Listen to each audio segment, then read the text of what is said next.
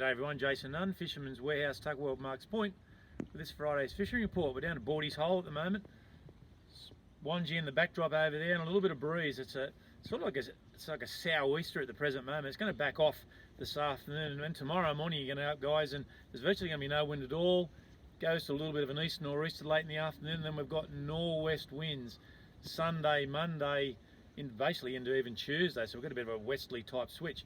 Highlight of this weekend has to be the Prawn Run. It's going to kick off tonight in the channel. You've got a change of the tide around about 7:30, so by the time that change of the tide happens and the current starts to get a little bit of momentum, it's probably going to be more around that 8 o'clock. But each night as we progress down into next week, it's an hour later. So Saturday night it's basically going to be an 8:30 change of the tide, and it will basically just continue through. You've got a low tide, of course, tomorrow morning at around about 11:30, and that is the key to your estuary fishing. Fishing this run out tide is going to be really important this weekend. Offshore water tends to be a little bit cool on the bottom, even though it's sort of in and around about that 8.5, 19 degrees on the top. We've still got that water cold on the bottom, so you're just going to have to move around. There's certainly patches of water out there that are even colder in places. Had a bit of a look at the sea surface chart before we come down today. The zero line's out and around about 1,000 fathoms off Swansea at the present moment.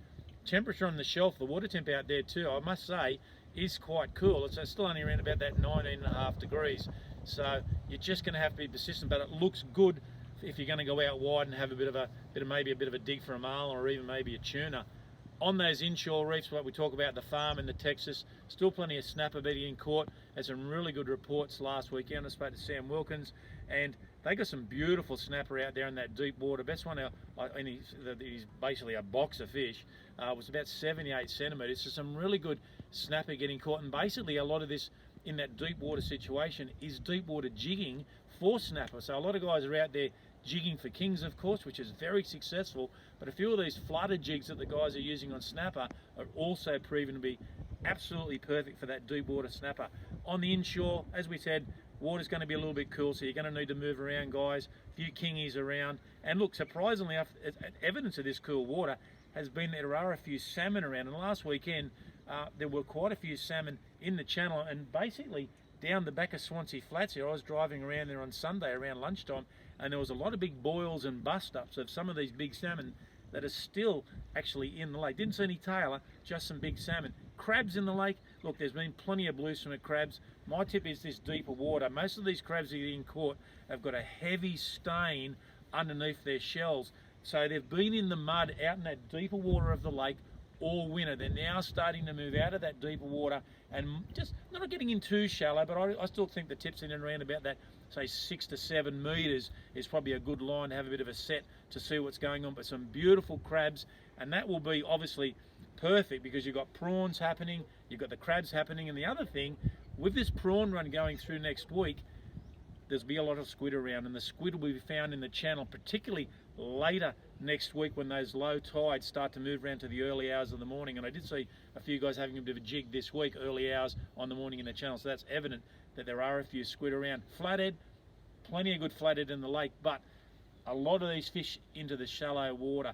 And young Blake and his father had a bit of a fish last Sunday afternoon after they knocked off from work down the warehouse. 85 centimetre flathead that his father caught. Well done, Nick.